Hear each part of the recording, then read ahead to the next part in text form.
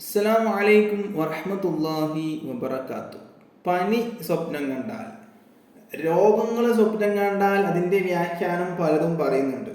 അപ്പം രോഗം സ്വപ്നം കണ്ടാൽ അതിന് വ്യാഖ്യാനമുണ്ട്. രോഗങ്ങൾ സ്വപ്നം കണ്ടാൽ രോഗങ്ങളിൽ പല ശാഖകളുണ്ടല്ലോ. പനിയുണ്ട്, പിന്നെയോ തലവേദനയുണ്ട്, മറ്റുള്ള ഒരുപാട് രോഗങ്ങളുണ്ടല്ലോ. രോഗങ്ങൾ എത്ര എത്ര രോഗങ്ങളാണ് നമുക്ക്, അല്ലേ?